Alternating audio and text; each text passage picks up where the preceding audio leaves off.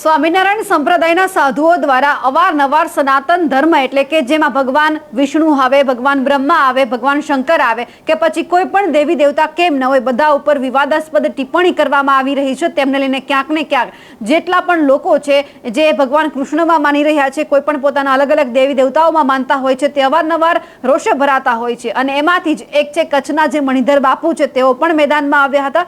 કારણ કે થોડા દિવસ પહેલા જે ભગવાન જે કાળિયા ઠાકોર છે તેમના ઉપર ટિપ્પણી કરવામાં આવી હતી. તેમને લઈને તેઓએ કહ્યું હતું કે જો હવે માફી નહીં માંગવામાં આવે તો હું ઉપવાસ ઉપર ઉતરવાનો છું. અને હવે એ જ રીતે તેમણે પોતાની આ વાત ઉપર અડગ રહ્યા છે અને ઉપવાસ આંદોલન કરી રહ્યા છે. નમસ્કાર, નિર્ભય ન્યૂઝ સાથે હું છું રિદ્ધિ.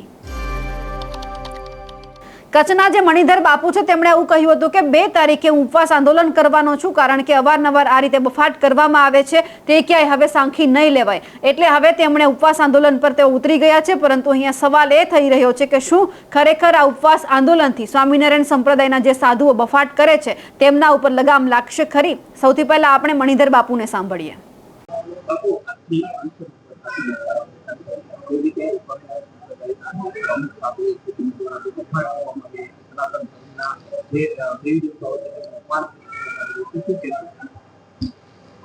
બહુ સારી વાત છે. પહેલા તો આપણે મા મણિધર મોગલની જય બોલાવી અને સનાતન ધર્મની જય બોલાવી. કારણ કે હવે કેવું થયું છે, પગથી માથે માથે રેમ આવી ગયું છે. કારણ કે ફરજ અમારી છે, અમને આ બધું દુઃખ લાગે છે.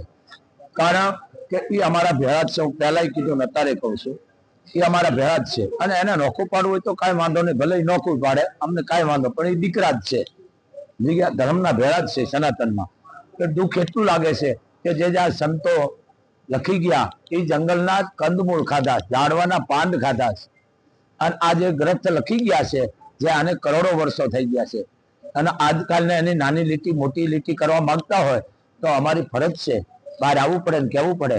તો હું તો એટલું કહું છું કે જે ધર્મનો સનાતન ધર્મનો વિરોધ કરે ને, માં એને રાક્ષસ કહે છે. શું કહે છે? રાક્ષસ. કારણ કે એને ખબર નથી. એમ સનાતન ધર્મમાં બધાને રહેવું પડે. આજ હું હોય તો ભલે, બીજા હોય તો ભલે, તો સનાતન ધર્મને મોટી હાનિ લાગી. બીજી વાત કે અખિલ બ્રહ્માંડનો માલિક ભગવાન કૃષ્ણ, 18 વર્ણનો બાપ બધાયનો, આજે અમારી જગદંબા ભગવાન આ બધાને અપમાન કર્યા છે. ભગવાન કૃષ્ણ કે જેના હું તમને હવારમાં પ્રભાતિયા બોલતા હોય, એની 3 વખત આરતી થતી હોય, એના નામ માથે આજ માણસ ભોજન ગ્રહણ કરતો હોય, તો કાલે તો એમ કહી શકે ભાઈ આ બધું ખોટું છે. એને લઈને અમને જેને કહેવાય કે પીડા ઉપડી છે મોટી, જેને રહેવાતું નથી. કારણ કે બોલવાની અમારી મર્યાદા છે અહીંયા. પણ આ જે આજકાલના જે એના ગ્રંથો છે ખોટા, એને નાબૂદ કરવા માટેનો છે. 222 પુસ્તકો છે એના, એને જેને કહેવાય કે જે અભદ્ર શબ્દો છે એ નાબૂદ કરે ને હળગાવી નાખે.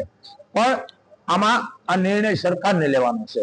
હવે અમે તો બહાર નીકળી ગયા, કારણ કે ધર્મનું યુદ્ધ જેને કહેવાય ચડાઈ ગયું છે. ધર્મનું યુદ્ધ એટલે બોલપેન માથે. એમ આ શરૂઆત જ છે, હજી તો બેહવાનો જ છું. પણ આનો નિર્ણય જે આવે એ તો મોગલ જાણે છે. પણ હું ચારણ છું કે હર ભજવું હક બોલવું દોનો બાતા વલ, એ નરને ઉતરે ની આઠો પર અમલ. તો અમારે બોલવું પડે, કારણ કે અમારા ચારણો મહાત્માઓ થઈ ગયા, એને એમને જ કીધું કે અમે ભગવાન છે. તમે વિચાર તો કરો, અમારા ઈશ્વરો પરમેશ્વરા કે જેને રાજપૂતને 12 મહિના ખેંચો કે હાંગો ક્યાં ગયો? તમને ખબર છે ને બાપુ, ઢોર ને ઢાંખર નો નેઠો ન હોય ક્યારે આવે નહીં. હાંગો રાજપૂત આવે પછી ક્યાં ઈશ્વરદાસ કે જમવા બે તેવથી અન્ન નો જમે. અને 12 મહિને પણ હાંગાને ધાબળા હદુકો ખેંચી લીધો. આ ચારણની તાકાત છે. એને પણ એમ ન કીધું હું ભગવાન છું. આ ચારણો અમે, જેને કહેવાય ભગવાન કૃષ્ણના વાઘા, જે સાયદુલ્લા ઈડર સ્ટેટની માલ પર બેઠા હતા, આમ કરીને ઓલવી નાખ્યા હતા. એની શંકા થઈ હતી કે આનું કારણ કે દ્વારકાધીશના વાઘા હળગ્યા છે અને ઓલવી નાખ્યા. છતાં એનું પરિણામ લીધું હતું કે પ્રૂફ કરો. જોયું તો કે અહીંયા તો ખુદ કે સાયદુલ્લા આવ્યા હતા. તો એને એમ જ કીધું ભગવાન, કારણ કે એને પણ ભગવાન કૃષ્ણની જ સેવા કરી છે. એ અમે ચારણો છે. અમે ચારણો સત્ય કહેવા વાળા છે. પણ આ સનાતન ધર્મને એક મોટા મોટો ધબ્બો લાગી ગયો, લાગાડી દીધો છે. પણ આ આજકાલની પ્રજા ભૂલી જશે તો ભગવાન છે જ નહીં. કૃષ્ણ, આ કૃષ્ણ લઈને મને પીડા ઉપડી છે. ભગવાન વિષ્ણુ બધાનું અપમાન કર્યું. મને મગજમાં તો આ રહેવાતું નતું, પણ જયારે અખિલ બ્રહ્માંડના માલિકનું જયારે અપમાન કર્યું ને, ત્યારે મારાથી નથી રહેવાનું. અને આ ધર્મ યુદ્ધ ઉપાડ્યું છે. અને આમાં કચ્છ કાઠિયાવાડ ગુજરાતના સંતો પણ એ બધા આમાં સામેલ જ છે. પણ સંતોને આદેશ હું ન કરું, એને મોગલ કે હું ન કહી શકું, હું સંતો ભેળો છું. પણ બધાને એક બાપુનો અવાજ છે કે બાપ હવે આગળ આવો અને આ સનાતન ધર્મ આપણો નષ્ટ થઈ જાય છે. કારણ કે આપણે સહી ત્યાં સુધી વાયલી પેઢી કોઈ યાદ નહીં કરે, ભૂલી જાય છે. એમ અખિલ બ્રહ્માંડનો માલિક ભગવાન કૃષ્ણને એમ કે અહીંયા નથી, તો પછી આપણા માટે મોટી શરમ જેને ઘટના જ કહું, હું એને ઘટના કહું છું, આ ઘટના છે. તો હવે જાગૃત થવું. એમ ખાસ કરીને 18 વરણ છે ભગવાન કૃષ્ણની 18 વરણ છે. પણ આ હીરો રાજપૂત ક્ષત્રિયો, કારણ કે એનો વડવા છે કૃષ્ણ.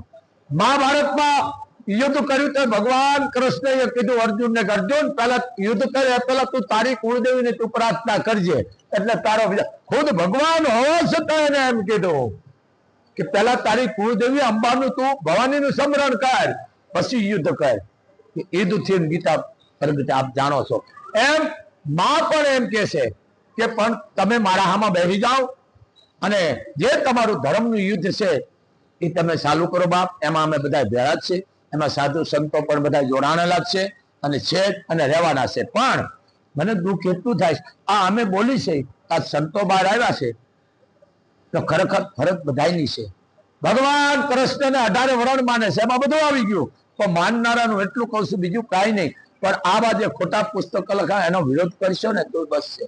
પણ સમજ્યા વિના ખોટા તમે હા ન પાડશો ને કે તમે કૃષ્ણના ગુનેગાર બનશો. એક મોગલ ધામથી બાપુનો આદેશ છે. અને બીજી વાત કે આ ધર્મયુદ્ધ જે ચાલુ કર્યું છે એ રહેવાનું જ છે. હું બે દી અહીંયા બેસવાનો છું, પછી બહાર બેહું છું.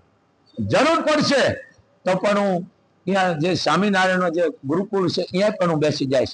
આ એક બાપુનો અવાજ છે. તો બધા સાથે મળી અને જે અધર્મ જે આ લખાણ કરી ગયા છે, હું અહીંયા અધર્મીઓ કહું છું, એનો આપણે નાશ કરવાનો છે. સરકાર દ્વારા લખાણ પાકા થાય, એ નષ્ટ થઈ જાય ત્યાં સુધી અમારું આ ધર્મ યુદ્ધ જે છે એ બંધ નહીં થાય. એક બાપુ મોગલધામથી જય મોગલ, જય મણિધર, જય વડવાલ.